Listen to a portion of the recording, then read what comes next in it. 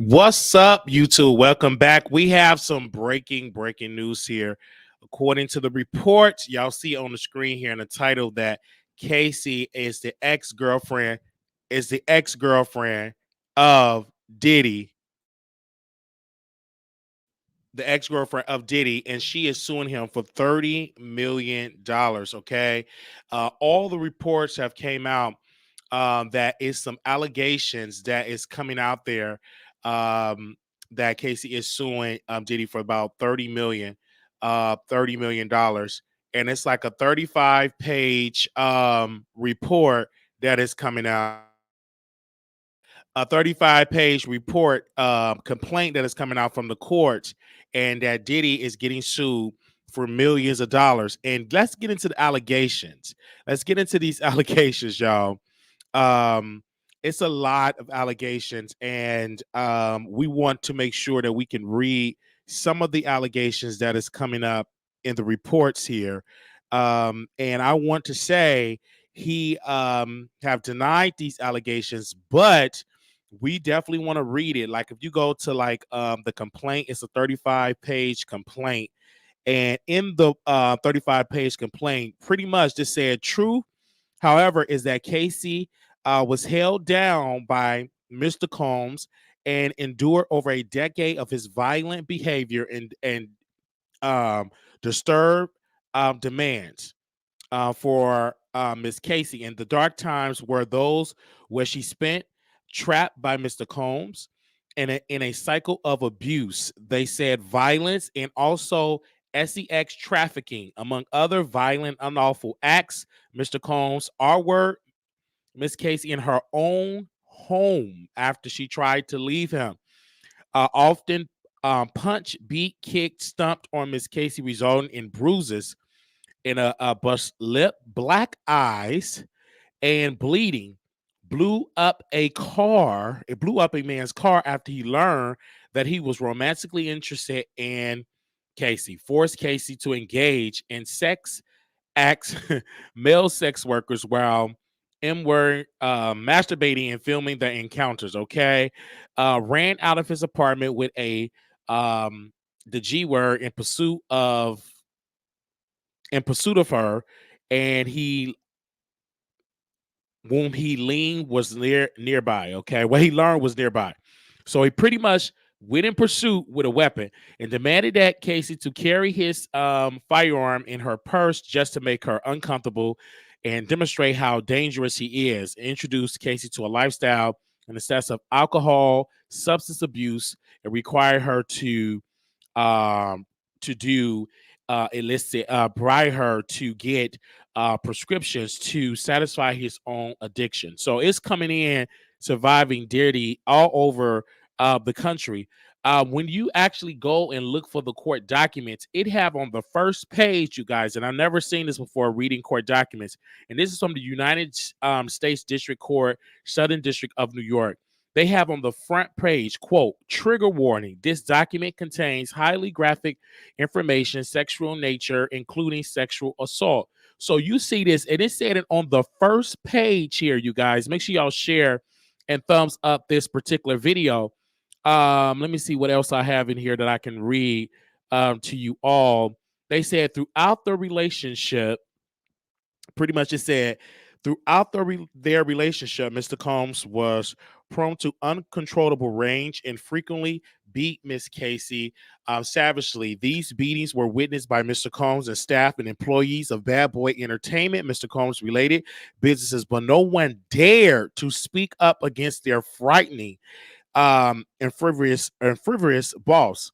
Following these episodes of horrific abuse, Mr. Combs would immediately attempt to hide Casey in evidence of his violent rage.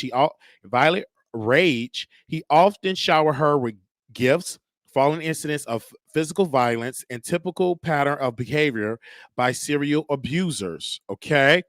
They say, in addition to the physical assault, Mr. Combs frequently reminded Casey of his ability to cause serious harm, whether by requiring her to carry his gun in her purse or by blowing up the car of a musician that was romantically interested in Casey, adding insult to injury, Mr. Combs used illegal substance and threats of violence to force Casey into repeated unwarranted sexual encounters with male sex workers.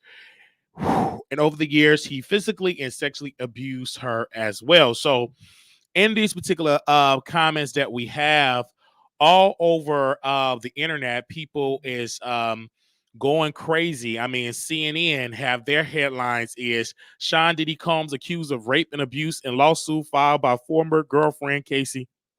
So all over, people is saying things about this particular case. And of course, we're going to go over to our friends at the neighborhood talk as they have their reasoning of what is going on as well. Again, we want to say these allegations is alleged at this very, very, very, very, very moment.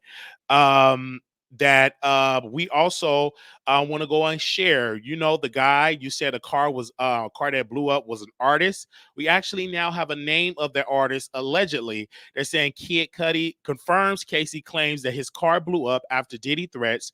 This is all true. In one incident described in court papers, they said that in early 2012, this is was Casey said in early 2012, Mr. Combs grew so angry about her dating the rapper Kid Cudi that he said he would blow up the rapper's car. Around that time, the suit says Kid Cudi car exploded in his driveway. Through a spokeswoman, Kid Cudi confirmed Casey account. This is all true, he said. So apparently it is coming out and people are saying it all over the country that wow, they're not believing Diddy at all. And quite interesting that we are having this that of course we had Jack Wright have came out publicly about a couple of years ago. She said this has have happened to Diddy does this. He raped women, he assault women and all of this, and people laughed at her. And also, other people in the industry have said some things about Diddy for decades. We have heard rumors that he loved men. We have heard allegations. So now we are pretty much seeing evidence that is pretty much is true. As of right now, we reach out to Krishan, aka Young Miami, and we have not got a response back from her at all. So we have reached out to her for a statement to see which side is she on. Do she believe these allegations? No statement have came out from her. So we are going all over the country. People have something to say, and we also have someone else that is responding to this as well. We do have Diddy said he said, "Damn brother, brother love, you out here looking crazy as a MF, laughing my A off." So again, this is going on all over the particular country that people are not they're joking about this. And so let's not act like women do not go through Carisha. I'm sorry, Carisha. Did I say Krishan? I'm so sorry. I got Krishan in my head because I'm talking about her. Carisha, please. I'm so sorry, you guys. So let's not act like he cannot do this. Number one, I believe he did it. And let me tell you why. Because other women that was associated with him, I actually believe that he did this. It was an ex-girlfriend of Diddy said that he was abusing her. I personally believe it. I personally believe it that it have went on. I personally believe that he had raped this woman. I personally believe that. And I also believe that he murdered his baby mom, Kim Porter. I believe he murdered her, and I believe he's using her for sympathy. I believe he murdered her for her insurance money. I personally believe it. I believe that it was very strange how she died. Even the workers were trying to I was hearing rumblings over there. And if you just even Google, they were saying that that he did this to this woman. So I mean, Diddy hands have been very, very dirty. I mean, look what he did look what he did to all of this. So this is what I personally believe. I could be wrong. I could be there. I personally believe he did these things. And I personally believe it. You gotta understand when you're rich and you're powerful, and I have to say allegedly, this is why I allegedly believe. And where there's smoke, there's fire. Where there's smoke, there's fire. And where there's smoke, there's fire. But allegedly, I believe it. Okay. So I personally believe this because this man have been going around doing all this type of stuff. And I've heard rumors, like if you go to Lipstick Alley, the beautiful Lipstick Alley, you can really believe that they said this woman was writing a book. Diddy like his former bodyguard said that Kim Porter was writing a book, a tell-all book, and she just poof, just got murdered. And so I personally believe it. Now, I'm not trying to get sued. I mean, Diddy got sued, and it took decades for them to sue him, but I don't think he could be suing anybody at this particular moment. He got other problems, $30 million worth of problems. And to the women that are out there that have been victims of assault, they're celebrating this because they said finally Diddy is going down. And everybody that I've talked to on Twitter and I'm seeing on Instagram, they said Cassie is very reliable. Like she would not come out here and lie. And to people is out there saying and really confirming that hey, he did blow up someone's car. Like, and then also people were saying that he was a part of Biggie Small's demise because Biggie wanted to leave the label and go somewhere else, and then he just got deleted. So again, a lot of people have things to say, and this is the beginning stages of celebrities getting exposed and coming down and crumbling down. I mean, what do you expect if you're abusing this woman and forcing her to sleep with male prostitutes, and then you jerk off, and then you wonder why people are saying come out of the closet, come out of the closet. Now, more I believe that she would have not triggered this lawsuit if she didn't know that it was other people. I believe Casey is just the first one to do it, but I think it's other women that are going to come out and say that this man actually did it. This man actually did it. This man did it to me. This man did it to me. So this is crazy that he did this. And then also they were saying that Usher himself were a victim of Diddy, that he was forced into doing acts with other men in that home. And so again, and that's why I used to have Miss Sharon come out and say Usher is gay, because there were rumors about Usher. Let's not act like this stuff is new. And people are like digging up. They said, man, let's not act like this stuff ain't new. Like we have all, I'm talking about Cassie, I'm sorry. We have all heard about this. Like we have all heard about this shit. We have heard about this about Diddy. We have heard about his sex escapade with boys and men. We have heard about this. So this is not shocking. Like Will Smith, it's not shocking. Whatever is going on, I guess the Illuminati is on break because all of these people that were supposed to be the gatekeepers of the Illuminati is on break. All these people that's supposed to do these rituals, I guess they ain't paid a Illuminati fee. They're all on break. So this is crazy, and I think that Diddy, and I think that all of these other people, I think he needs to pretty much resign from Revolt and give it to someone else. I think that he needs to resign from Bad Boy Records. He needs to give it to someone else because I cannot allow having a rapist over a CEO of a company and you over these podcasts and you raping women. I think all the people in that podcast, until he actually in a full investigation, I think he temporarily needs to resign from those positions because we cannot have him at the helm of Revolt when he's out there raping women. I'm sorry. We just can't have. I believe the people at Illuminati, I don't know. I think they're all on a lunch break. I think they didn't forgot about it. Either they on a lunch break or Diddy and them didn't pay their membership fee. Okay? So this is what I don't understand. Because how can these Diddy, how is Usher, how is all of these prominent men just crumbling right now? What is going on? And they supposed to be so powerful and just so I believe that the Illuminati probably they're just all on a lunch break and say, bruh, you too bad for all this. You got to go. You out of here. So regardless of what it is, this is crazy. So I believe that his membership was revoked. And when you look at the court, I'm so sorry, you guys. When you look at the court documents, I mean, it's so graphic, and you can't even say R word, H word. You just got to just say it, and make sure y'all donate. And we have y'all to call in. But even with Will Smith, I'm just talking about the Smiths, Jada Pinkett Smith. They even said Will Smith hit Jada. So it's like a lot of these prominent A-list stars were doing. I think that Diddy knew this was going to happen because he kept saying on brotherly love. He tried to reinvent himself, and that's probably why the album flopped, because that ain't love when you got your hands and a whole rapist in the studio telling you how to sing about love and about God. That's why the album flopped. I personally believe he should not be performing at the Soul Train Awards. I personally believe he should not be I think they should revoke his Grammy nomination because we just cannot have that. I think he needs to be completely canceled. And I personally, because I believe these rumors are true. I'm not gonna sit here and typically I come out and I say, oh, I don't believe it. But this rumor with Diddy, because of so much evidence and it's just so many people, everybody can't keep saying the same thing. And so it is finally here. So again, do you believe it?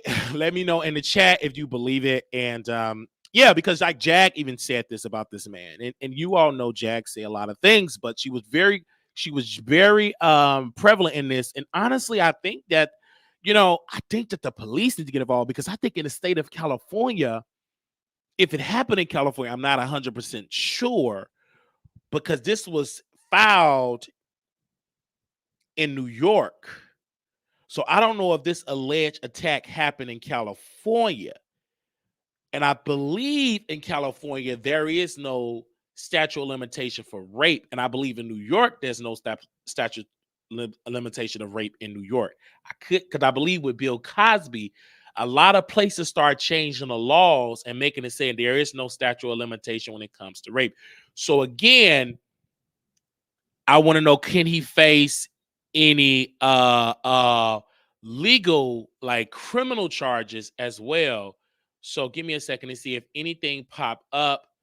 I say I stay trying to I stay trying to tell y'all. That's what Arbery said. She said Arbery and Don of Danity Kang said their love for Cassie and her claims towards Diddy. They said Don speaking out supporting Cassie after Diddy just put her on her latest album, I Love Don. So again, people are like digging up old tweets and stuff, and they are texting all over and picking up all tweets. So again, we gotta let y'all call in and give y'all thoughts of this whole entire situation after I get to saying this. But I do believe Diddy, and I do believe Diddy need to be canceled. And I mean, if he sue, he sue. Who cares about a lawsuit? Who gives a darn? Like, y'all be so scared about lawsuit. Baby, lawsuits in 2023 is a badge of honor for bloggers now. Who gives a he slap us with a lawsuit?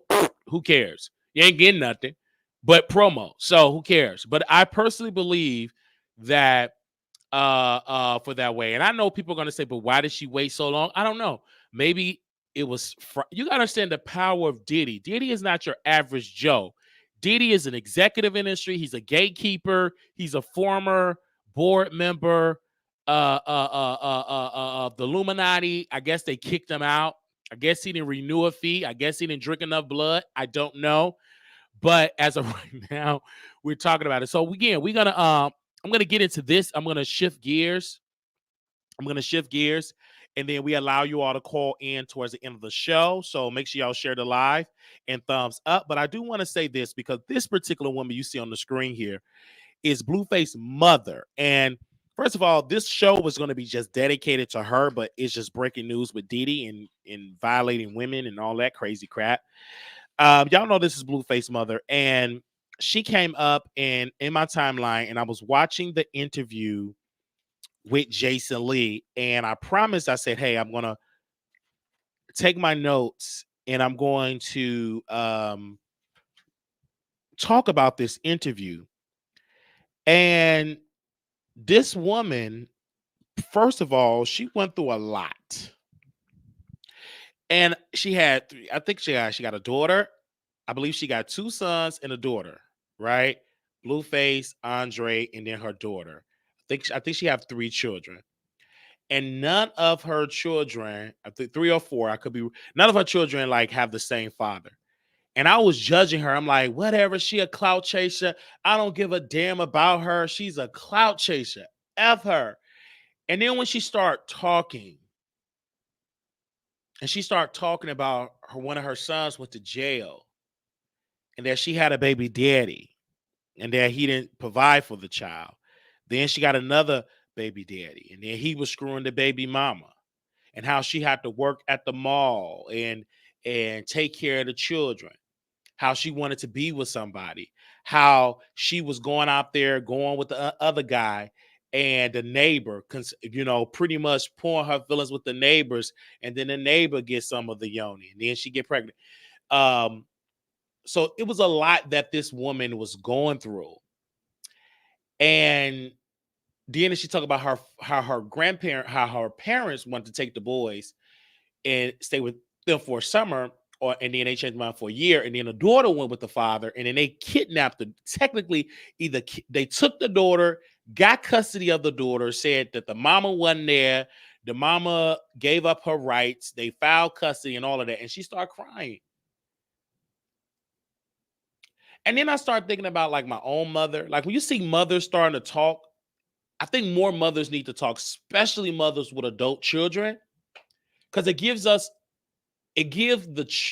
adult child, as an adult, it gives us a picture of what our mothers went through before we became adults. Like, so why we becoming so judgmental? And then people say, but why does Blueface and them, they call her whore? Y'all don't have to understand, like, sons, like we emotional too. And I think that they held her to a standard, and because she had failed them and dating all these men and not staying with them and leaving the men and getting somebody else, she went through a lot.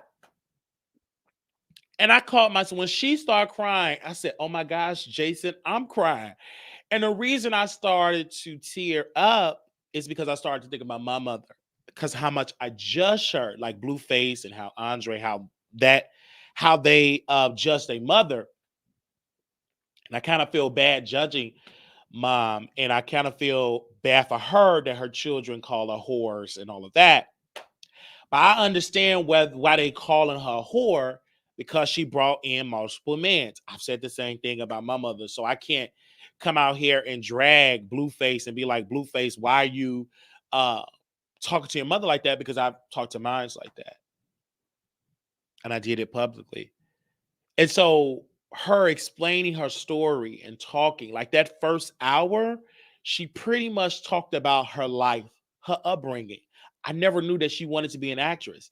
I never knew Blueface was in acting, like he was doing commercials, etc. I never knew these things. I never knew she moved from Ohio to California to become an actress, and that she was a single mother, and how she said it wasn't enough to be on welfare and to provide.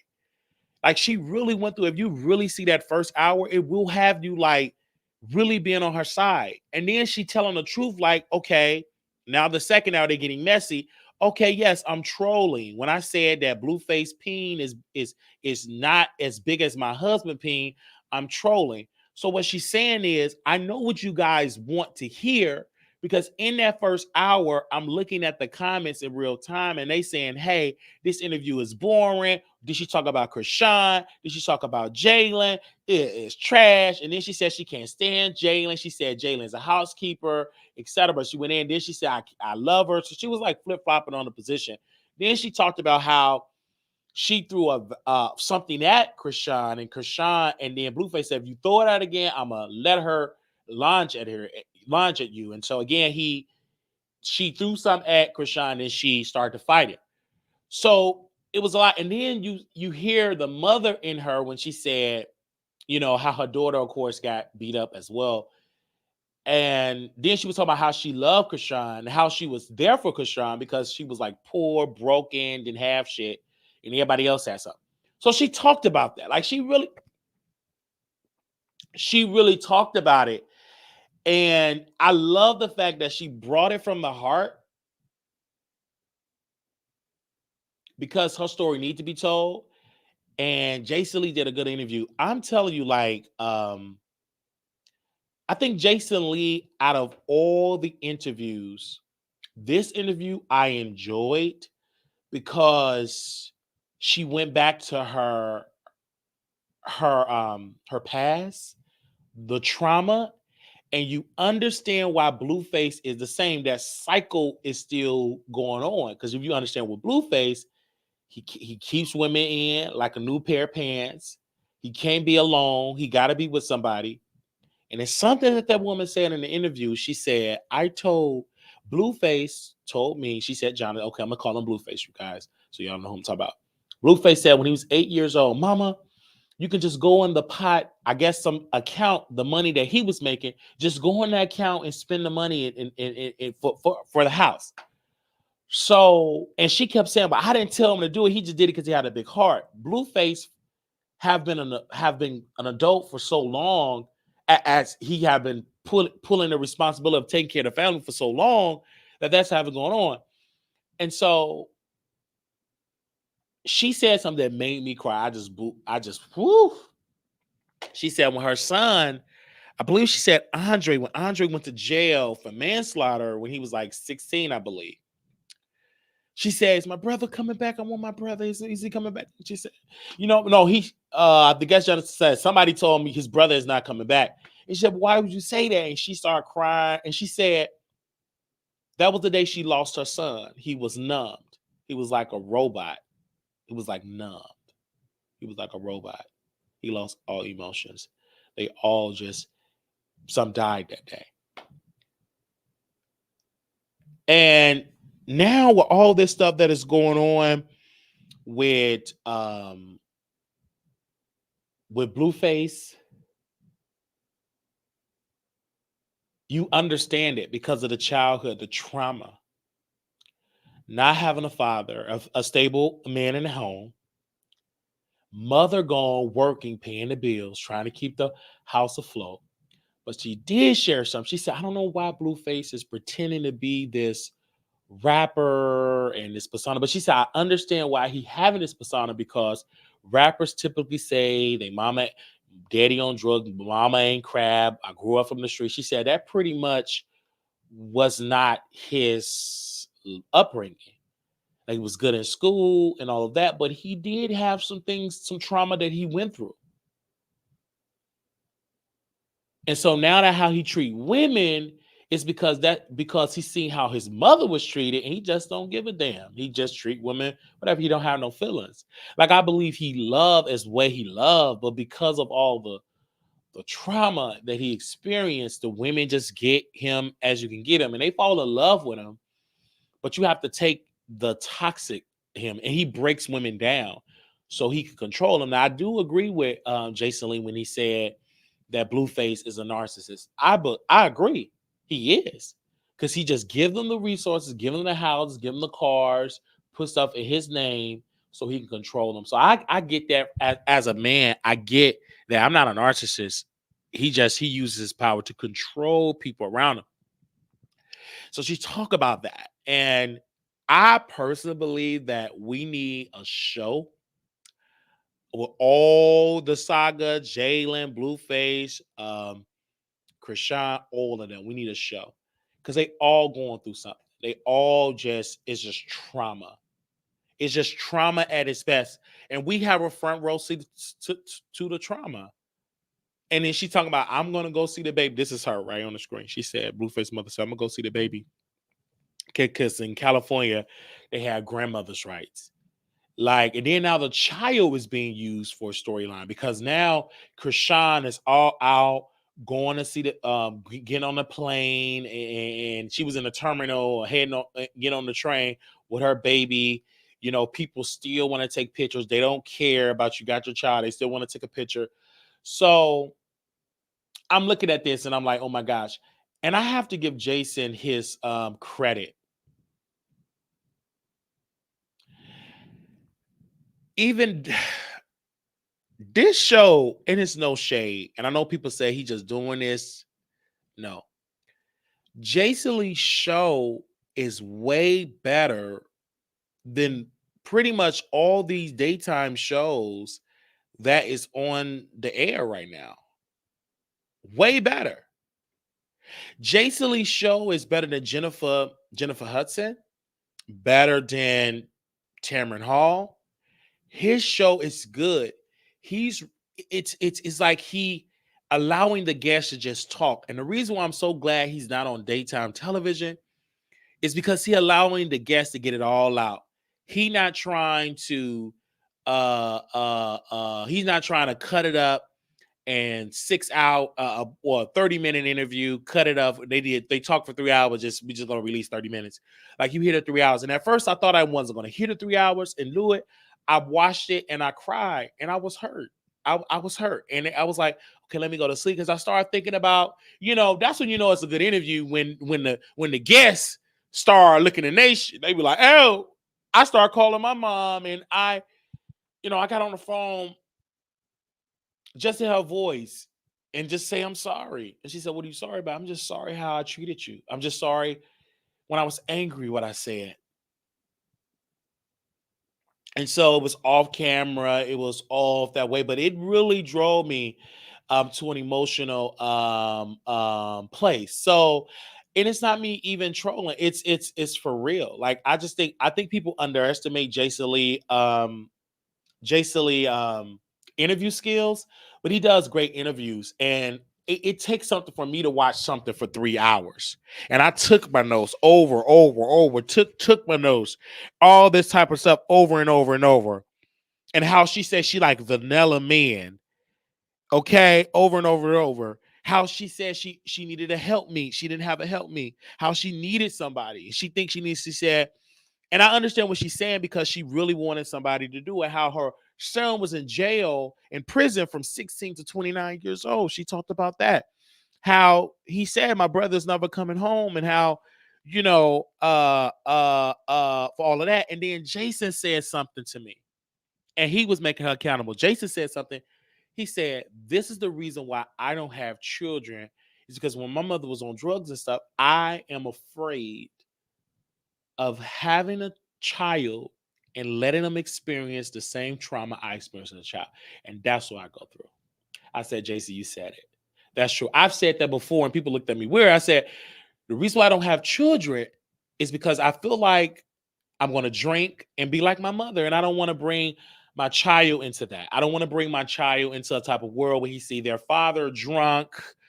And then, and so that's like my fear. I'm like, oh my gosh, I don't want to do that. It's a fear that I think about. I know I have to get through that fear. You got to talk to people, go to a therapist, try to work through that.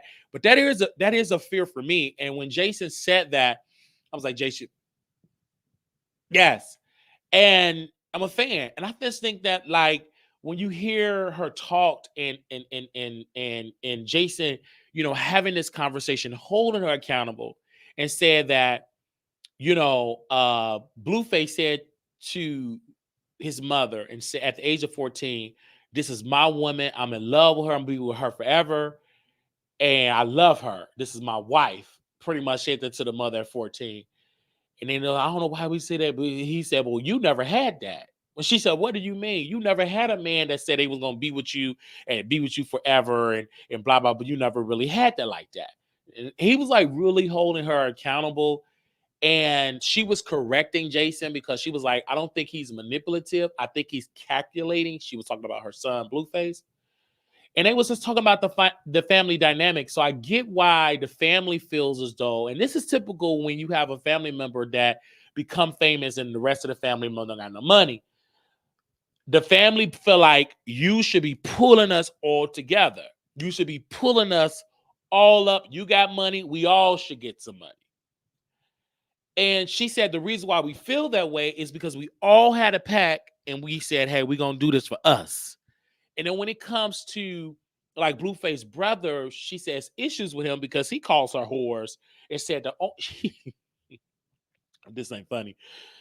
He said the reason why my mother only taught me how to eat yoni. That's the only thing the bee taught me.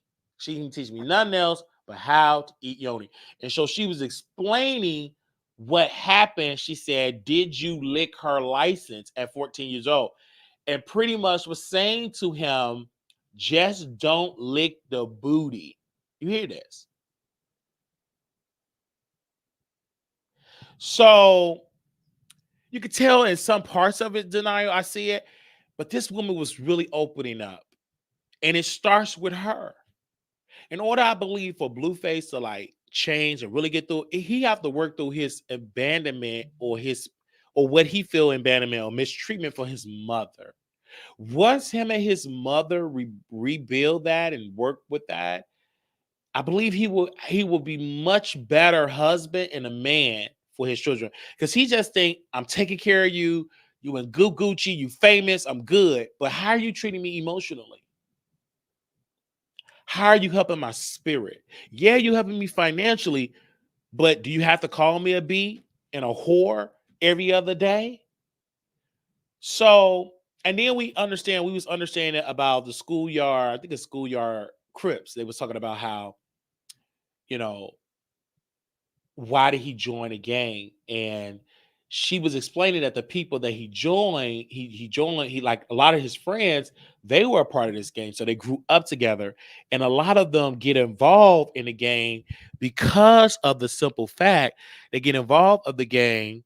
Uh uh uh the simple fact is because of love. They was missing something in their household.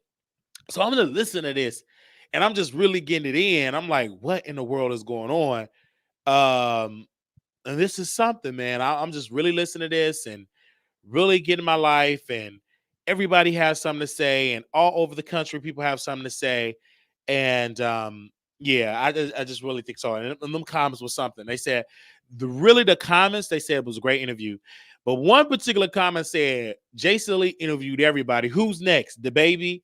Like, no, like Jason Lee is making sure, because if he want to be taken serious as being fair, I believe 3-4 hours, right? He said, he making sure that her story is told. You can't just interview Blueface and not interview the creator of Blueface, and that's the mother. Because she's a part of the cycle. She's not a silent woman in the closet. She's out here. Here we go. So I said, hey, I'm gonna watch it. And I think that I want to say this because people sometimes they get my personality misconstrued. They say, oh, Wiley is a troll. And I have to take that because it's not a bad thing. Because being a troll could be a good thing. I think people make it a bad thing. I can antagonize you, or it could be a good thing. But in this particular, if me talking about Jason Lee is a troll, then hee ha, I be what. But I watch it because I'm a fan. I'm a fan of Jason Lee, and I've been a fan before anybody put a book up to fire. I've been a fan of this man. I've been a fan of his podcast. I've been a fan of his podcast, the first duo of the podcast. I'm a fan, and I'm not going to feel, and I'm going to talk about it. And that's why I'm so glad that I do this show that is called The Wiley Show and not The People's Show. That means the people get to dictate what I talk about instead of the other way around. It's a shared relationship, meaning that sometimes I listen what y'all want me to talk about, and the other time I'll be like, listen, I'm going to watch this and talk about it. Because I think it's a great thing. I love watching it. It was such an honor. And I was like, this is so good. It was a good interview. Because it takes something for me to sit down for 3 hours to watch. It was a great interview. And then another of my supporters was like, just in the live feed, they said, you know what, that Omarion interview was dope. And I did hear about the Omarion interview because somebody said they was trashing him about Omarion. So I said, okay, I'm going to go watch that interview because I like watching interviews. It's just something with me. I can watch interviews all day. And I catch myself watching interviews in a podcast form where it's Bernie's daughter. I think everybody needs to go check that out. That's a brand new podcast. She's shooting that right out of Chicago, and it's called Bernie's Daughter. That's Bernie Mac's daughter. She have her own podcast. So it's a lot of stuff, and I like watching it. And that's why I like doing interviews. I love talking to people. I don't care if you're famous or if you got 3 followers. I just love talking to people. They said Jason doesn't do bad at interviews. I give him that. Yes. And so people got mad. You only talking about Jason to get other people. No, I'm talking about Jason because I'm a fan. You must have not done your homework, stupid dummy. Because I'm talking about him because I am a fan. I go way back talking about Jason Lee. I've always talked about Jason. Not going to stop talking about him because he's a great guy. And he makes great his interviews on point. And many people thought that he was going to fail. And to Jason Lee credit, he did not stay on Revolt. He knew it was a sinking ship. He made sure I'm gonna be on it for a little while, and then I'm gonna build my own Hollywood life. Because many people were judging Jason. They would say, his critics would say, Jason Lee, his YouTube channel got low engagements. And now his engagements is higher than mine and Tasha combines, right? And which is great. He's averaging, one of the videos had about 30 to 40,000 people in the live chat, almost 50,000 people in the live chat. And then Blueface mother, hers got like 20 some thousand people in the live chat. Okay. I thought his YouTube channel was going to fly. LOL. He had 30,000 people in the chat yesterday. So yeah, so that's what I'm talking about. We have more people me talking about Krishan than Diddy, because my audience they don't care about Diddy because most people say we already knew that. We want to know about Krishan. I'm getting the emails. More people send me emails saying, you got an update on Krishan? You got an update on the mama? Post about. They love that saga. They love that saga. When I tell you the emails, when I open up emails, is somebody sending me a story about the mama, about what she posted about in the pool, talking about how Krishan should have hit Tamar. I get so much information about that trio and everything. I get it. And I love it. Again, Jay Silly interview was off the chain and I give it 2 thumbs up. I want to hear y'all thoughts that came through here. And again, I'm kind of nervous opening up the phone lines because the last time we had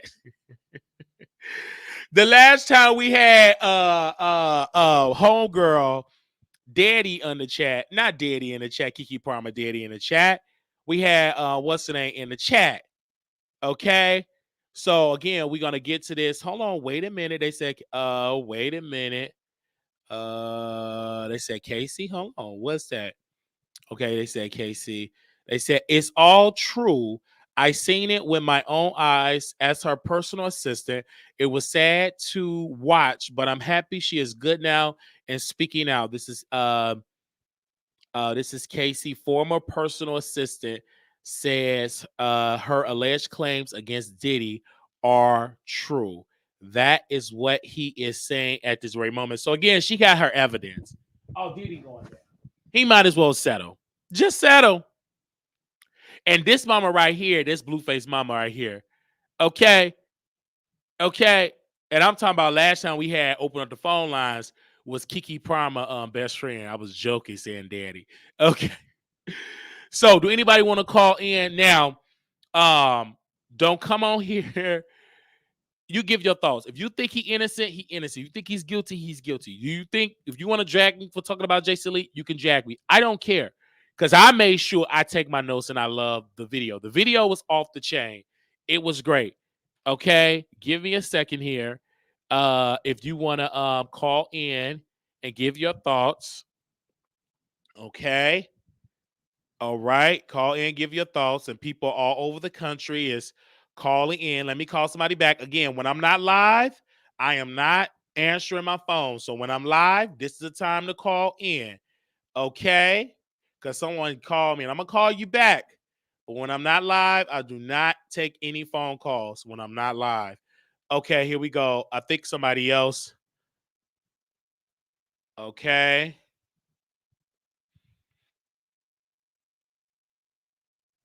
All right, here we go. See. Hey, I don't know if you had called into the Wiley show earlier. What was your thoughts? Did you call us? What is the show about? Oh, this is about Diddy rape allegations that he is apparently being sued by his ex-girlfriend. Oh, Cassie. Yeah, Casey, yeah. Oh, yeah, that situation didn't never really look too right to me. I remember when they were together, she used to always look so sad. Yeah. You know, your She question used to just, you said and you getting forced and getting hit across your head. Yeah. yeah, she used to just have her head down, and she looked like she was his, like the SM stuff. It Yeah. looked like he had her involved in that.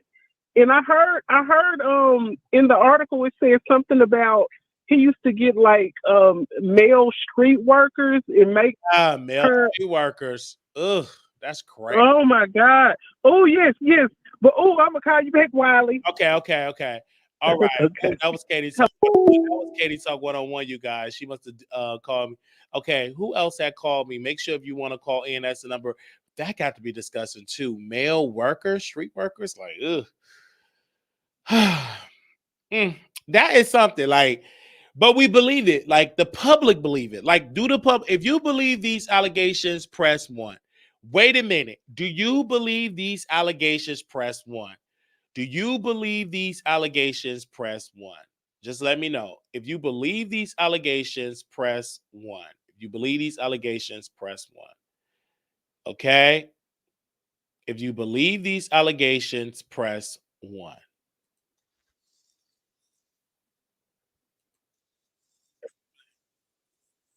If you believe these allegations,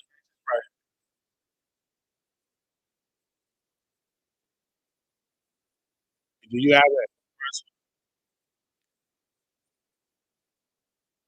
Okay.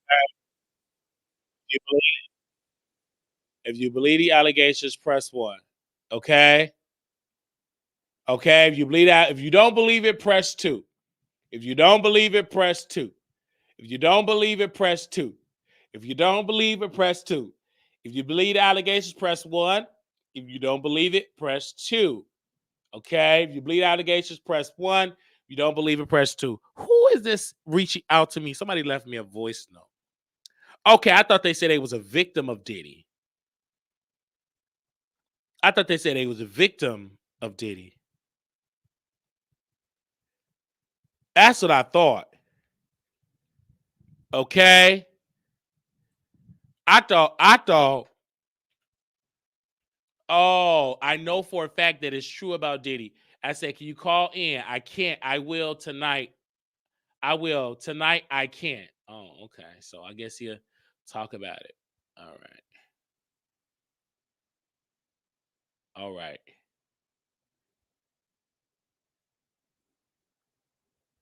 So let's go to the court documents. I'm so my team is have finally they got it together, child. I love my team. They're so amazing. Okay, now we finally have it here. Okay. So do we have people here? We also have here, we can okay, we did it. All right. So as you can see, the plaintiff, y'all already know Cassandra. We're gonna call her Cassandra, aka Casey. Cassandra is the plaintiff. So as you can see in the beginning of this, Cassandra versus Sean Combs, Bad Boys Entertainment, Bad Boys Records, Epic Records, Comb Enterprise LLC, and is it Dogg Corps 1 through 10. This is all Diddy affiliated companies that he have. So let's scroll down here. Let's go right here. They said plaintiff Cassandra alleged as in for her complaint against the defendant Sean Combs, Mr. Combs, Bad Boy Entertainment, Bad Boy Records, Epic Records, Comb Enterprise, LLC. Uh, we got all this Colony Price LLC and Doe Corporation 1 through 10 together, defendant corporation together with Mr. Combs defendants as follow. The preliminary statement: defendant Sean Combs is a rapper, record executive, popularly known by his stage name Puff Daddy, P Daddy, or Diddy. Mr. Combs came to fame in the early 1990s with his record label Bad Boy Records. He rose to prominence in the music and entertainment industry over decades and regularly referred to as a hip hop mogul. Two, in 2022, Mr. Combs received the Lifetime Achievement Award at the BET Awards. During his acceptance speech, Mr. Combs stated, I have to give a special shout out, thank you, love, to the people that was really there for me. He named a number of people before adding, and also Casey, for holding me down in dark times, love. Okay. Three, the truth is, however, is that Casey, Miss Cassandra, was held down by Mr. Combs and endured over a decade of his violent behavior, you guys. Of a decade of his violent behavior. Y'all see it in here? And disturbed demands for Miss is it Ventra? The dark times were those she spent trapped by Mr. Combs in a cycle of abuse, violence, and sex trafficking, among other violent and unlawful acts. Mr. Combs one raped Casey in her own home after she tried to leave him. Often punch, beat, kick, stump on Miss Ventura, resulting in bruises, busted lips, black eyes, and bleeding. Okay. All right. and blew up a man's car after he learned that he was romantically interested in Miss Ventura. Okay. Forced Miss Ventura, I hope I'm saying her name right, but y'all see it on the screen here if I mess up a word, to engage in sex acts with male sex workers while masturbating and filming the encounters. Ran out of his apartment with a firearm in pursuit of a rivalry industry executive whom he learned was nearby, demanding that Miss Venture to carry his firearm in her purse just to make her uncomfortable and demonstrate how dangerous he is, and introduce Miss Venture to a lifestyle of excessive alcohol and substance abuse, and required her to um, per, procure illicit prescriptions to satisfy his own addiction. Miss Ventura met Mr. Combs in 2005 when she was 19 years old and he was 37 years old. He signed her to his label, Bad Boy Records. Within a few years, Laura Miss Venture into um, fast-paced, drug-fueled lifestyle, into a romantic relationship with him and her boss, and one of the most powerful men in the entertainment industry. And vicious, cruel, controlling man, nearly 2 decades. Her senior, Mr. Combs, asserted complete control. This is crazy. Mrs. Ventura personal and professional life, thereby ensuring her inability to escape his hold. He provided unprecedented adventures or avenues or for success for the aspiring artist, but in return demanded an obedience, loyalty, and silence. Throughout their relationship, Mr. Combs were prone to uncontrollable rage and frequently beat Miss Ventura savagely. These beatings were witnessed by Mr. Combs' staff and employees of Bad Boy Entertainment and Mr. Combs' related businesses, but no one dared to speak up against their frightening and furious boss. Following these episodes of the horrific abuse, Mr. Combs will immediately attempt to hide Miss Ventura and the evidence of his violent rage. He often showered her with gifts.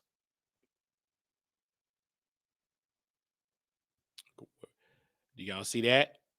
He had to give us some gifts. Following incidents of physical violence and typical pattern of behavior by serial abusers. In addition to the physical assault, Mr. Combs frequently reminded Ms. Venture of his ability to cause serious harm, whether by requiring her to carry a gun in her purse or by blowing up the car of a musician that was romantically interested in Ms. Venture. Adding insult to injury, Mr. Cole would use illegal substance and threats of violence to force Ms. Ventura.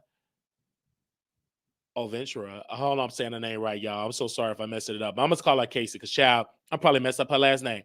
Okay, unwanted sexual encounters by male sex workers. Over the years, Mr. Cole abused Casey physically and sexually. She again and again tried to escape his tight hold over her life. Every time she hid, Mr. Cole's vast network of corporations, affiliate entities found her, and those who worked for Mr. Combs' companies employ her to return to him. Many went as far as to explicitly state that her failure to return to Mr. Combs will hinder her success in the entertainment industry. When she believed she had finally separated from her long-time abuser, she joined Mr. Combs for dinner, after which he forced her into her home and raped her while she was repeatedly saying no and tried to push him away. I mean, it goes on and on and on. Casey has now fully escaped from Mr. Combs, but the harm that assaults and sexual abuse he caused her to experience for nearly a decade will forever haunt her. She has required intensive medical, psychiatric. Oh my God. Um, Psychiatrical care. Okay, to recover from the trauma she lived through. She cannot, however, continue to live in silence about what she endured. Mr. Carter remained powerful and dangerous, and Casey therefore seek justice and for the decade of her life. And Mr. Combs took away from her with threats of violence, excessive use of drugs, physical, I could not say that word. Sorry, y'all. Um, Psychiatrical abuse and sexual slavery. Y'all, excuse my reading today, you guys. I'm so sorry, but excuse my reading. This is a lot in here. Okay. Now they got all the codes here. We're not gonna read that. Let's scroll down. The plaintiff, Casey, is a resident of the United States of California, Connecticut. It was employed by defendants Bad Boy Records and Bad Boys Entertainment, blah, blah, blah. Defendant Sean Combs, upon information belief, resides in the state of California. Okay, there we go. Bad Boy Records, let's talk about where all that stuff is located. The defendants, okay, factual allegations. Teenage, they said teenage Casey meets middle-aged Mr. Combs in her career begins. They said Casey met Mr. Combs in the late 2005, early 2006 after Mr. Combs heard Casey first single playing in the club and expressed interest in signing her to his label, Bad Boy Records, at the time. Casey was 19, Mr. Combs was 37. Within months, in February 2006, Casey signed a 10-album deal with Mr. Combs' record label. Casey's first album was released on August 26th, debuted at 4 on the Billboard 200s. To promote the album, Casey made television appearance. MTV Total Request Live, BET 106 in Park. Okay, suffer significant performance anxiety during these appearances, and press outlet was highly critical of Casey's performance on the shows. Mr. Combs, however, sought to rehabilitate his newly signed talent, telling MTV News, quote, "You can hear the nervousness in her voice, and to be honest, I kind of smile at it because it made me really appreciate what I really love about her. She's a regular person. It just made me appreciate that she got nervous.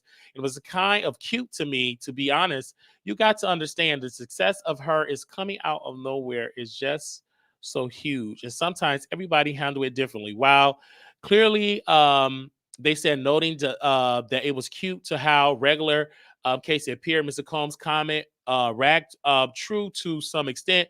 Upon signing the Bad Boy record, they said Casey was quickly thrust into the spotlight and was unfamiliar with how to navigate her new celebrity status. Mr. Combs' recognition and glorification of Casey proved to set the groundwork of his manipulative, cohesive, romantic, sexual relationship with Casey, a woman nearly 2 decades his junior. Within a year, signing with Bad Boy Records, they said Mr. Combs became deeply entrenched in Casey's life almost immediately, asserting possession control over her, inserting himself in all aspects of her career and personal life. In November 2006, Mr. Combs invited Casey to perform his song "Come to Me" along with him, MTV Europe Music Awards. That was in Denmark. After rehearsal for the performance, Mr. Combs walked around in a robe with a drink in his hand, flaunting his lavish party lifestyle to his label newly signed artists, doing hair and makeup leading up to the performance. Casey hairstylist and Mr. Combs makeup artist told Casey and Mr. Combs was interested in Casey and shrugged it off. The gossip, in fact, expressed disgust, given the large age gap between her and the president of the record label. Emphasizing the age and power dynamic early in the working relationship, Mr. Combs positioned himself as a father figure and a protector of Casey. By the way, example, after returning to New York after the trip to Las Vegas, during which she endured a brief hospital stay.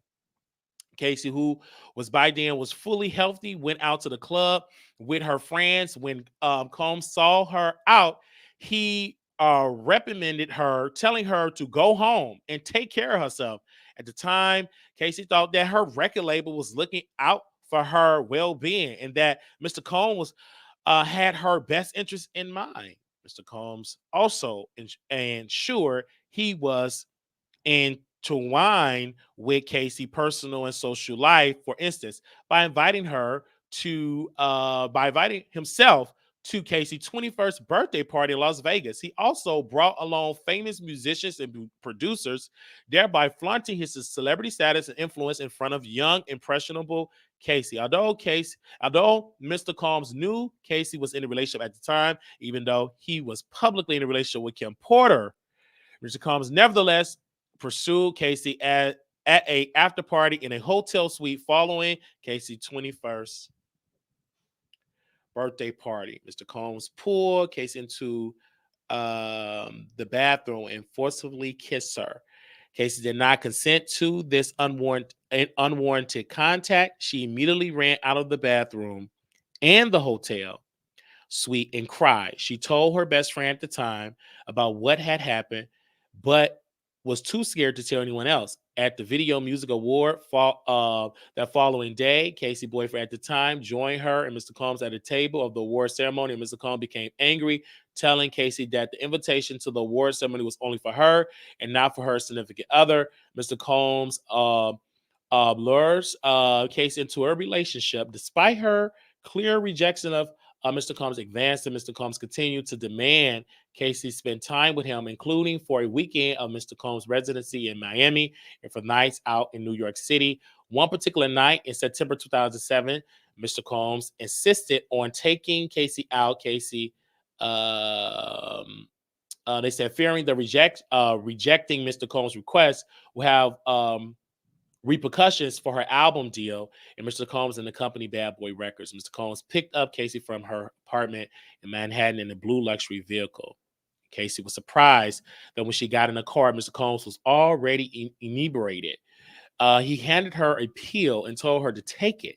When Casey asked what the pill was, Mr. Combs dismissed her and told her she would like it. She later learned the pill was ecstasy, something that Casey had never before tried and did not want to try. This was the first time Mr. Combs got Casey high. Mr. Combs then proceeded to drive recklessly at the very high speed down the West Side Highway in Manhattan. And Casey was very scared, but did not dare to object to Mr. Combs, who appeared drunk, high, and agitated. Okay, Mr. Combs took Casey up to an upscale lounge in downtown Manhattan, where he proceeded to get into an altercation with the security staff, on who would not permit Mr. Combs to enter. Okay, he was belligerent, and they said Casey decided to go home. But for the remainder of the night, Mr. Combs messaged Casey and was complaining that he left him high and alone. Okay, this is 45. Okay, in the early fall 2007, Mr. Combs flexed his power and influence when he paid a promoter to create a fake flyer for a party hosted by Casey. That the fake poster allowed Casey to have an excuse to go to Miami, Florida to get her away from her boyfriend by using all the legitimate legitimate events she had to attend. Oh, so Casey was stunned at how easily Mr. Combs was able to recruit others to lie for him. Oh, wow, she did a fake event for her so he can get in with Casey. This is crazy. Casey was uncomfortable with the fake flyer, but because the request to go to Miami was made by the owner of her record label, and because she was scared to go against his wishes and face repercussions to her career, Casey agreed to join Mr. Combs in Florida. Doing the trip to Miami, oh my gosh, Mr. Combs provided Casey with amounts of drugs. She became more intoxicated than she ever had before, and her intoxication lasted throughout the weekend trip. As she wanted Mr. Combs to continue to support her music, she felt she could not refuse Mr. Combs, urging her to take more drugs. After providing her with the drugs, Mr. Combs had sexual intercourse with Casey during the trip. Within 2 years of meeting Mr. Combs, Casey found herself lured into the immediate circle of her boss, the owner of her record label, and one of the most powerful men in the entertainment industry.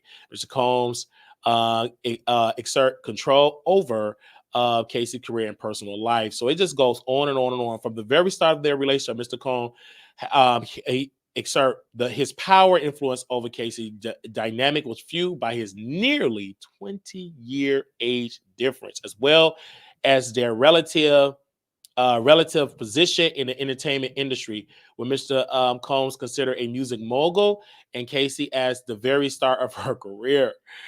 As an entertainer, Mr.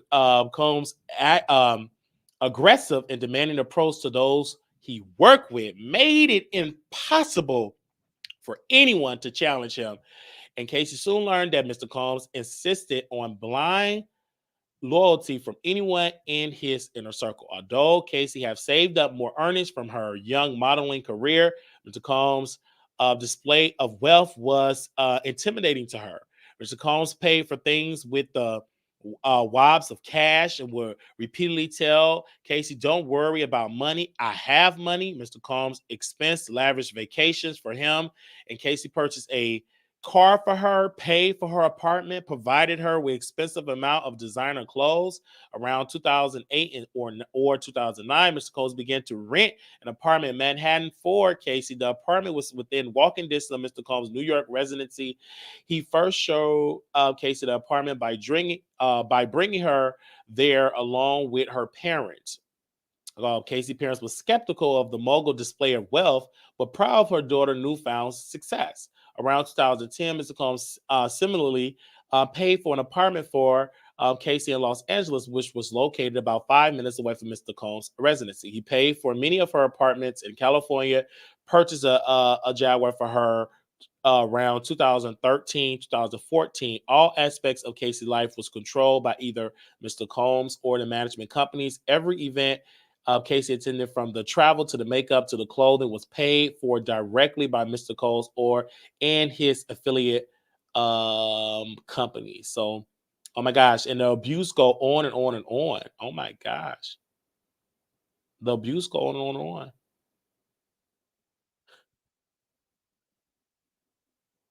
This is crazy.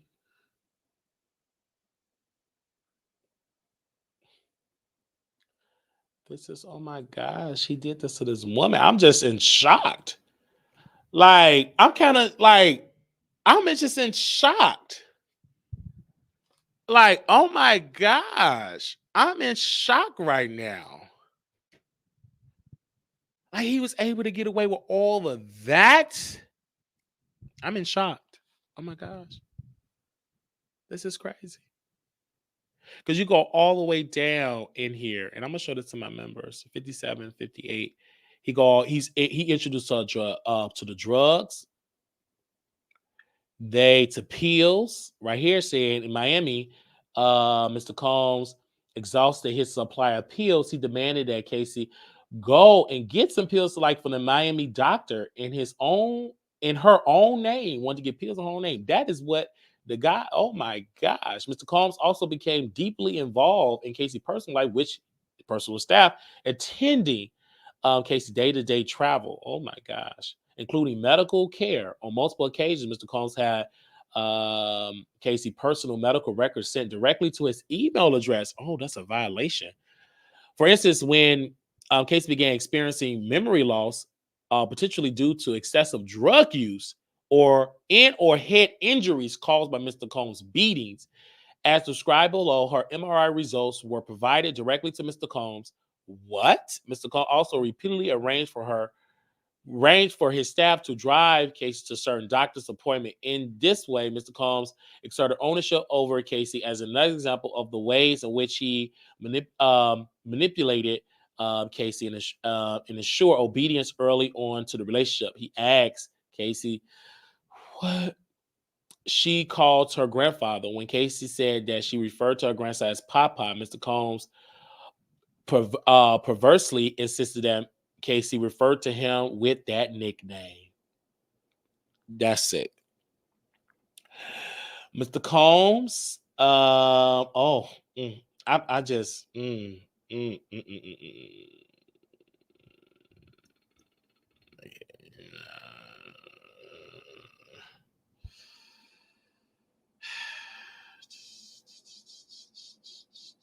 This is crazy. Now he said, "Call me Pop Pop. You call your granddaddy Pop Pop." So don't call me Pop Pop. I'm about to throw up. This is sick. I'm so sorry, y'all. I'm about to throw up. I'm about to. Ugh. This is like sick. And it just go on and on and on and on and on. Let me see about the male street workers. Hold on, y'all.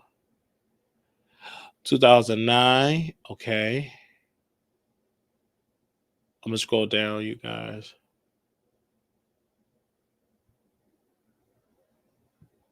And while in the hotel, she asked to go home to her parents. Mr. Combs wouldn't let her leave. She lied to her mother when asked about an online gossip forum that reported the assault. So it was rumors about this back then on an online forum. Oh my gosh. Uh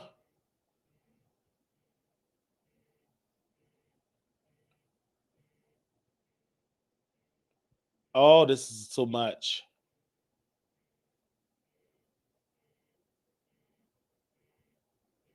All of this. Okay, we can open the phone lines, you guys. They said they wanted to see something about the mail. Okay.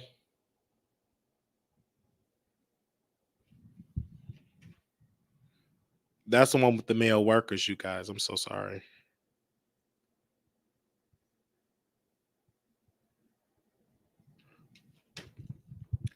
Okay, sometime Mr. Combs will pay to fly male sex workers to his location, including multiple cities in the United States as well as abroad. He required his staff to help him make these arrangements. Mr. Combs' assistants will help him to set up the FO, and the FO is what? I think the FO stands for something. Let me go back up. Insisted on FO. Oh, freak off. Okay. So FO stands for Mr. Gomes called the arrangement. So again, he will have an arrangement called a freak off. So he will fly male sex workers for the freak off at his location, including multiple cities in the United States as well as abroad. He require all the victim and his staff to help him make these arrangements. Okay. Mr. Combs' assistant will help him set up the freak offs, including by setting up hotel suites with baby oil.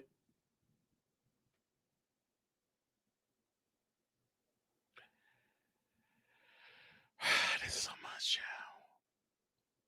Oh my gosh. It's going to always supply all and the sex workers with amounts, with corroborates amounts of drugs before doing the freak offs. So everything people were saying about this dude is so true. They said doing the freak off, in addition to directing, he would masturbate as well while they were screwing her, his artist.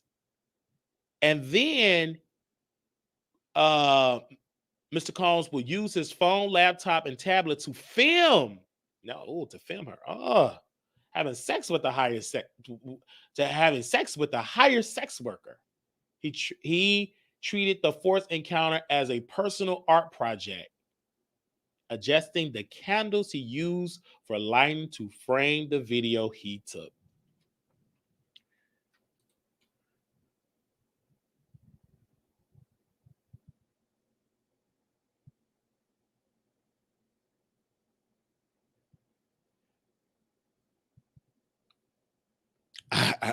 I'm just gagging.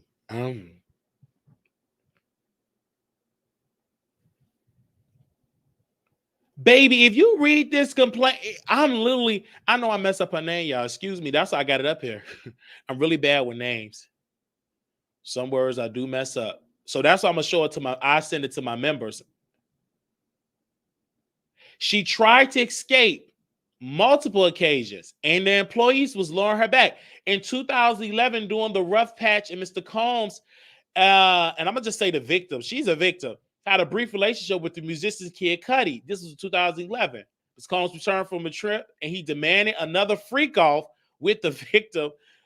Oh, doing this freak off, Mr. Combs found Casey phone. Oh my God. Found emails between her and Kid Cudi, and Mr. Combs became enraged and proceeded to place a manual corkscrew between his fingers and launch at. Oh, wait, he hit her with a corkscrew? Oh my God. Oh, what? And oh my God. So she ran over to Kid Cudi home to escape Mr. Combs' wrath. Soon thereafter, one of Mr. Combs' staff members told her that he needed to just talk to Mr. Combs, even though Mr. Combs was enraged, feeling like she could not escape Mr. Combs and his network of enforcers. Oh, they have returned her to Mr. Combs. He hit her several times. Then he kicked her in the back after she tried to run out the door. She went to her parents' home in Connecticut, where her mother took pictures of the bruises, and Mr. Combs had left on her body. Oh my gosh. Then they go in 2012. It was at Paris Fashion Week. Mr. Combs told, that, okay, this is what he told the victim. This is what he told y'all. This is what he told her. Like, if you keep going, that he was going to blow up Kid Cudi's car and that he wanted to ensure Kid Cudi was home with his friends when it happened. Around this time, Kid Cudi's car exploded in his driveway.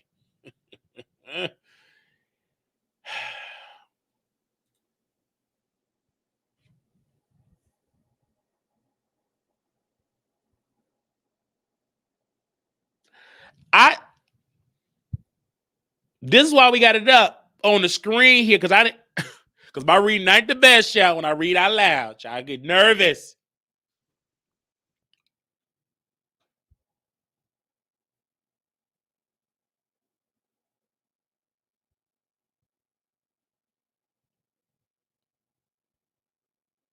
Do y'all see that?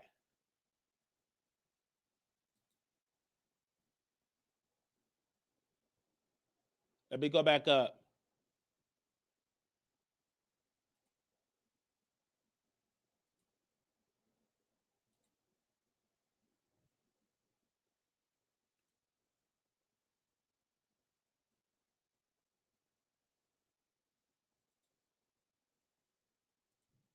One, one, two.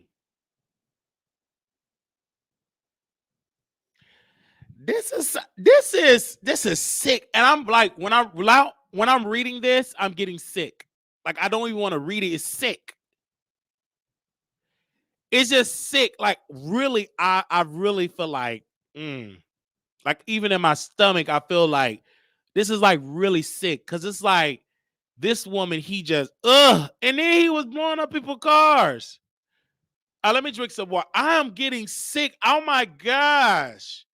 This is, I cannot, I just, baby, and y'all talking about y'all want to be a superstar, go to Hollywood. No, I don't. I don't want to go to no Hollywood.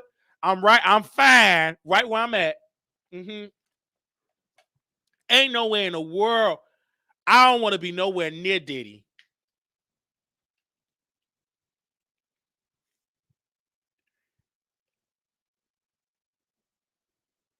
Do y'all see that? Diddy got to go down for this, because this stuff you can easily prove. Like, I'm gonna go back. I'm gonna go to some more stuff. We got like, let's go back down. Okay, I'm about to cry. I'm about to cry. Hold on. I'm sorry. Hello. Oh, hold on. I'm gonna put. I'm gonna put. I'm gonna put. Hold on. Hold on. Let me put you on speaker. Go ahead. Go ahead, Icon. Go ahead. P. Diddy Puff Daddy. Wow, this is a shame. I'm disgusted. I mean, we kind of knew what was going on, but everyone is so scared of the high power in this Hollywood. Excuse me. You have to have money for the back end because, like, I mean, to believe it or not, I hope she's like protected because, I mean, look at his Kim Porter, like stuff like this. You just have to have protection over you. Let's all pray for Case. What's her name? Cassidy. Let's pray for her. I We mean, don't know what's coming to come. I'm saying pray, and he need to be arrested. Like I pray for the California, the United States Guard, whatever. Like this is sick. And this the thing though. Her mama saw some on the online forum of her daughter getting beat up. Like they seen rumblings of this because like this is. I just and then she got witnesses coming out saying it happened. The witness came out. The assistant came out. Her friend. She told her friend. She told her best friend. And then the doctor, because all that is a count, yeah. And then the medical records. Yeah, that's crazy. That is crazy. But Jaguar Wright was telling us about these people in the industry, but a lot of people didn't want to believe. I mean, deep down inside, people do stuff like this, man, and they do hire these escorts, and they have them sign NDAs. They can't talk. People are saying, "Why she's coming forward now?" Because we don't know if the NDA expired. Right, because we had a male escort on the show. Jason Lee ex-boyfriend. You remember the light-skinned boy that was drunk? He's a male escort. Yeah, I remember. You remember him? And they some of them do have high clientele. He had a couple escorts. And he was really pissy drunk, but he didn't tell you nothing about the guys he slept with. He was so pissy drunk.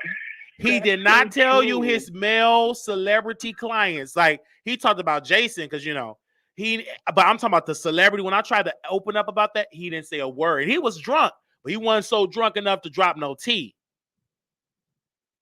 He's a male escort. And to be honest with you, when I walk indoors, sometimes I have to sign NDAs. So they try to cover themselves at every angle. Because it's just like, and then also, it's not even with the NDA too. Yes, you also got to be protected from the DOA, dead on arrival. Like, because this man, if he destroy a car and poof, it go up in flames, what you think he gonna do to a human being? Look what he did to her. Yeah, it's crazy. And then some of the security guard is in on it as well. So please be careful, you guys. Sure. Yeah, I just think now. I just think now it's his time. First, it was R. Kelly. I'm just talking about the black people. Once R. Kelly went down, everybody is for like. I think that R. Kelly case and the success of him being in prison, a lot of people are about to go down. But you said something when I was getting food outside, so I couldn't really call in. And you said, like, he's supposed to be high power in the industry. Have he not paid his dues? He didn't pay his dues. What's going on all of a sudden? He didn't pay her? What's going on? Somebody Diddy pissed off. And see, when you out there talking so pro-black and pro-black, if you got skeletons in your closet, they're going to expose it.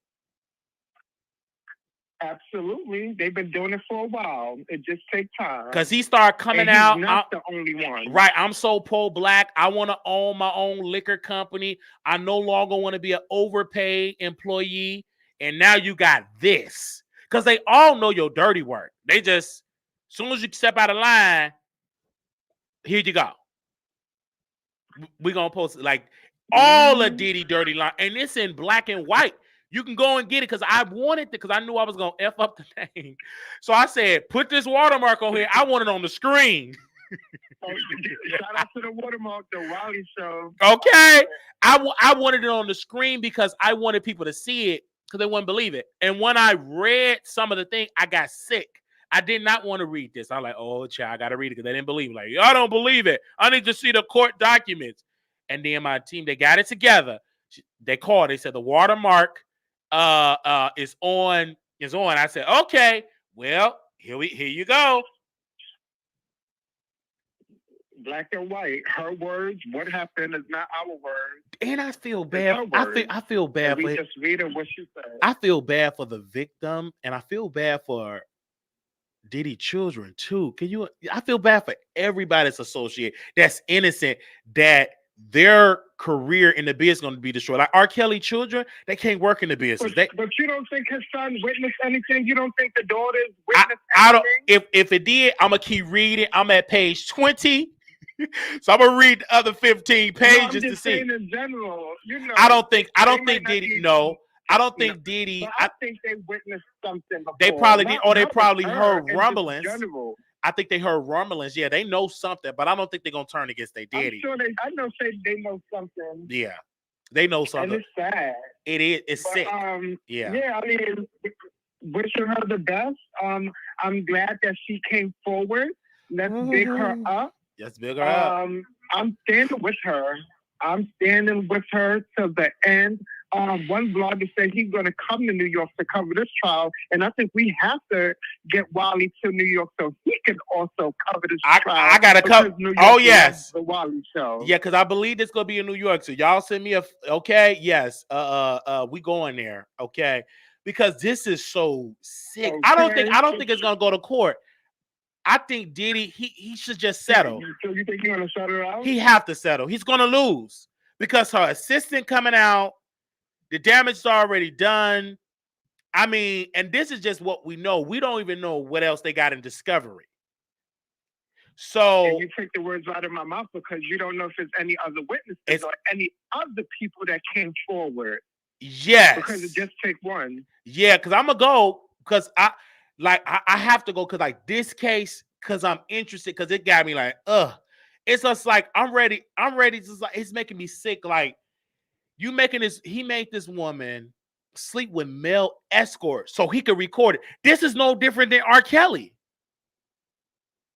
This is no different. Yeah. And see what Diddy does. And they're not the only one. They're not the. It's like a what do they call it? A pedo enterprise. This is a pedo enterprise. And now it's finally and they keep saying allegedly. Man, their sister didn't say no allegedly. Baby, they said he did it. If they didn't sue Jaguar Wright, they got millions of views. Right. If they didn't sue Jaguar Wright, you think he gonna come out a little old bit? They ain't sue Jag, and Jag said this got 5 million views. And even if he sues Silverly, baby, you got the win. You got this. Go right ahead, make me famous. I'm really gonna start talking. You sicko. Okay. He's sick. And people keep telling me in the chat, they said when they seen her like on the red carpet with him, she looks sad. So now I'm about to go back to like, yeah. I didn't know about this because I'm a gospel head, but and then they bring it up, Krishan, because they want to know, and they was bigging up Krishan because not Krishan, you mean Miami? I'm sorry, Carisha. I'm so sorry, Carisha. Young Miami. Right, Young Miami. It was because DC's is doing it to me, baby. Young Miami. They was bringing her up, but now I feel like, are you going through the same abuse? I don't think he would do it to her though. I think I don't think. I heard Jaguar mention her name. Yeah, we never know. We can't put nothing past. We can't put nothing past anyway. And I was about to say and girls, but let me just clear that up. And people nowadays is just die hard for fame.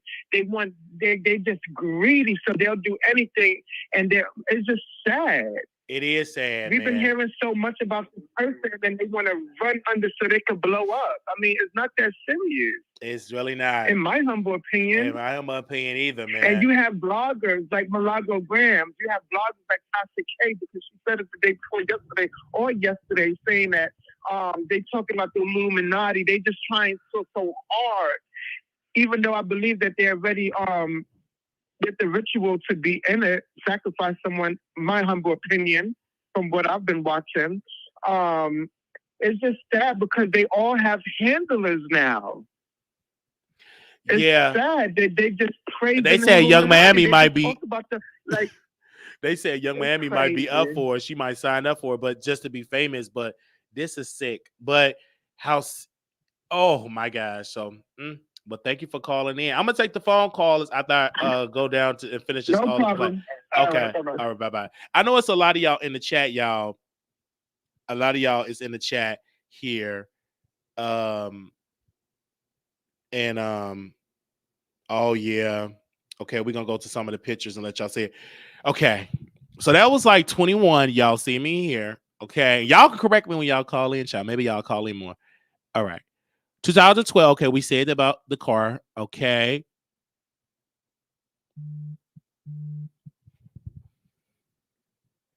okay. Hello, I'm live. Hello, who's hello? Hey, who was this? Oh, hey, Stacey. Okay. Yeah, I'm talking about Diddy right now. I'm gonna let you call in, but you had something to say about that subject? Yeah, yeah, we live. We live now. I gotta just finish going through these court documents, and then you can call in. Can you call back in about 10 minutes? All right. Thank you. Bye bye.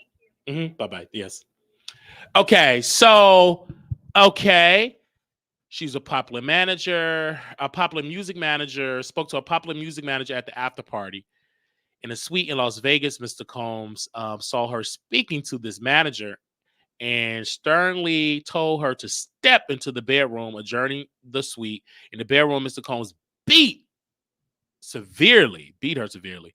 She ran from the corner to corner of the room, trying to avoid Mr. Combs beating and kicking. When she tried to lock herself in the bathroom, he pushed through and punched and kicked her with while she was curled up under the toilet. Her screams were drowned out by the loud music playing in the outside area of the hotel suite. When Mr. Combs had a security assistant saw her like after the assault, they began to cry. She had two black eyes, a bruise and a busted and bruised lip, and a huge welt on her forehead.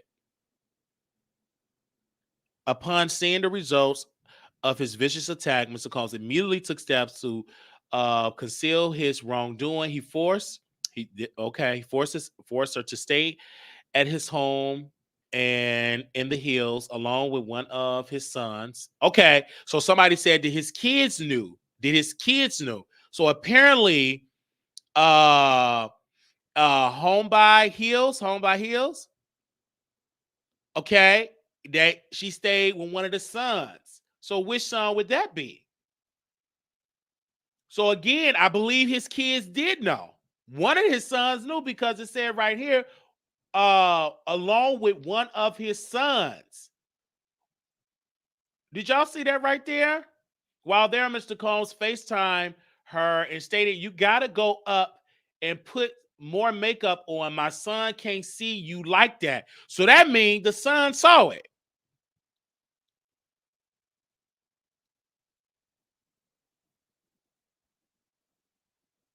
Wow.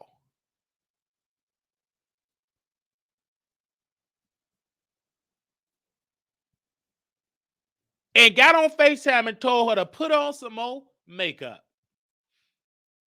She did put makeup on per Mr. Combs' demand. She had no choice but to obey her abuser, even though security guards, assistants, and friends saw the situation she was in. No one dared to help her or speak up on her behalf. She therefore had no choice but to remain subservient.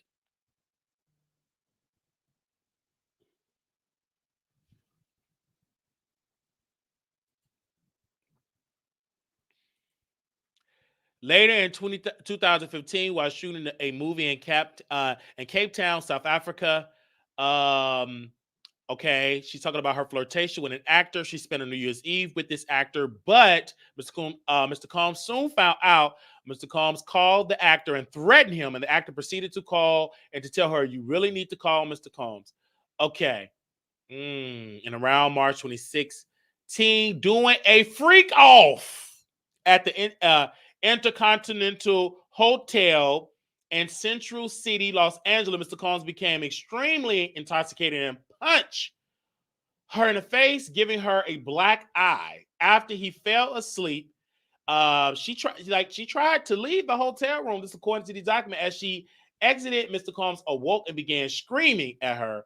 He followed her into the hallway of the hotel while yelling at her. And he grabbed at her and then took glass vase in the hall and threw them at her, causing glass to crash around them as she ran to the elevator to escape. She managed to get to the elevator. When she got to the lobby, quickly took a cab to her apartment. Upon realizing that her running away will call Mr. Combs to be even angrier with her and completely stuck in the vicious cycle of abuse, she returned to the hotel with the intention of apologizing for running away from her abuser. When she returned, hotel staff urged her to get back into the cab and go to her apartment, suggesting that they have seen the security footage showing Mr. Combs beating her and throwing glass at her in the hotel hallway. Upon information and belief, Ms. Cole paid the Intercontinental Century City $50,000 for the hallway security footage from that evening. Wow, he even paid them off. After this, she left home and Comstock and went to hide away at a friend's home in Florida. James Cruz, president of Bad Boy Management, tracked her down and told her that her single would not be released if she did not answer Mr. Combs' phone calls. So they literally blackballed her like with her music.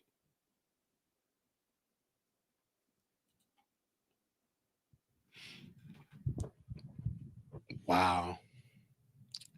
A woman who worked at Sony Music reached out to her with a similar ultimatum concerning her record. Incredibly, Mr. Combs even convinced one of his lawyers. Even a lawyer called her. At the time, the lawyer told that if it's your best interest to call Mr. Combs back, each time she tried to run away, Mr. Combs said his powerful network will force her back to him.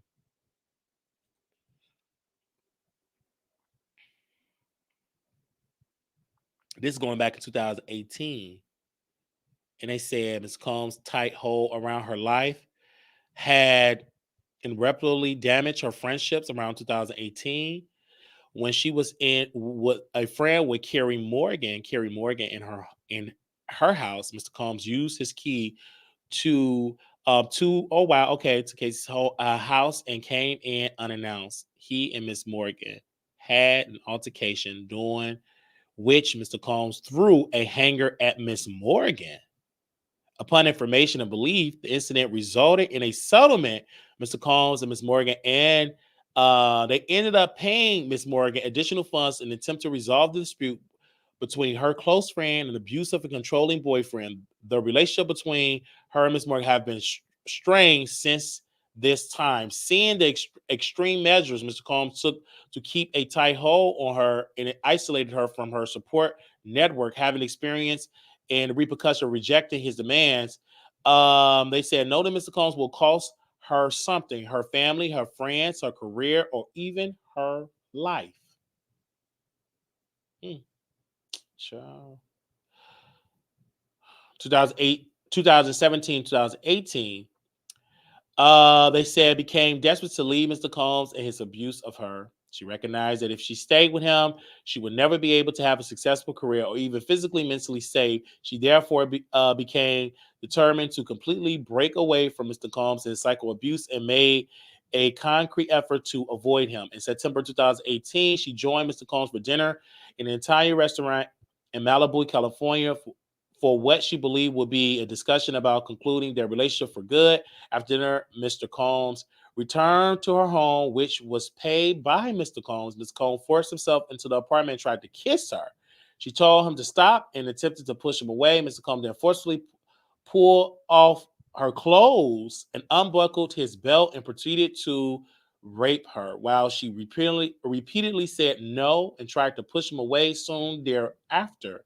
She took steps to completely separate herself from the long-time abuser, including by leaving the home that he paid for and returning the car he purchased. Despite moving away, her address was posted online in 2019, leading to fears for her safety. Then she was under immense distress during the months after Mr. Combs raped her, took all steps possible to entirely remove herself from the abuser. Abbott included by entering into contracts to end her record deal with Bad Boy Entertainment. Mr. Combs' sexual abuse have caused her lifelong harm. They talk about the decade, the suffering, the emotional distress.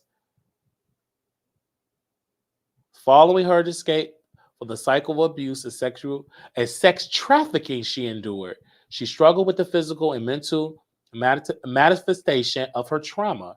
The birth of her two children, however, allowed her a new lease of life and gave her purpose. She credited her children with saving her from the trauma that had consumed over a decade of her life. Okay, she struggled. They put in there that she also struggled with drug and alcohol addiction that was established and fueled by Mr. Combs. She turned to substance to drown out the memories of her abuse.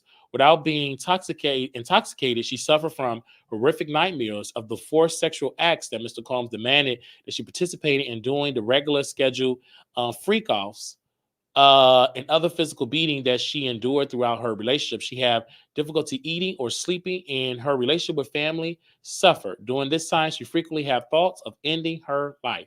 To rebuild her life and her career, she completely reinvented herself. She checked herself into an inpatient treatment at a rehabilitation center where she first confronted the extent of the trauma she lived with. She has required, intensive therapy and other medical care to recover all of the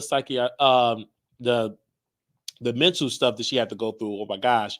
Thanks to the passions of the New York Adult Survivors Act and California Sexual Abuse Accountability in the Cover Up Act, she is now ready and able to also confront her abuser and hold him accountable. Who enable his abuse accountable for their actions. The plaintiff repeats and reallege each and every allegation of the preceding paragraph as fully set forth herein. We talk about all of that. Okay. They talk about the financial benefit of resolve these acts. They talk about how it's keeping Mr. Combs and Volatile, explosive owner of the defendant corporations, satisfied that benefit him, facilitating his behavior to the extent it kept the music mogul happy and kept her obedient. Okay. Well, I'm scroll down. How much is she asking for? Oh, she asking for attorney fee. She asking plaintiff has suffered physical injury, severe emotional distress, anxiety, humiliation, embarrassment, post-traumatic stress disorder, economic harm, and other consequential damages. They go all the way down, down, down, down, down.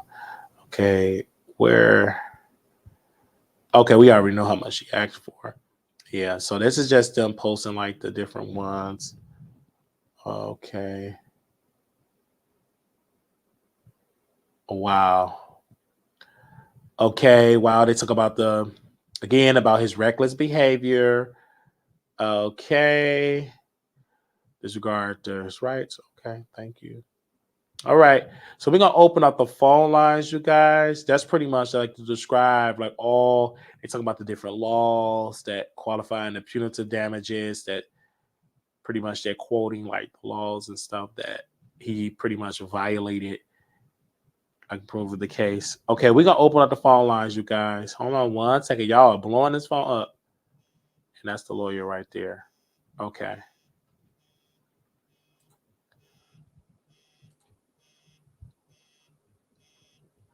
They said all she want is $30 million. All right.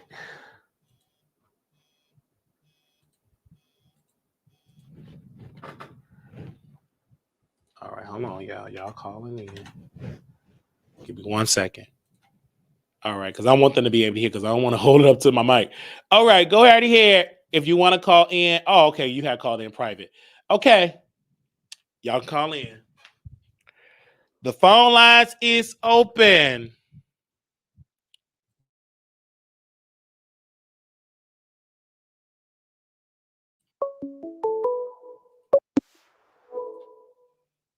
I'm sorry. Hello, you live on the Wiley Show. I know you was calling me back. Go ahead.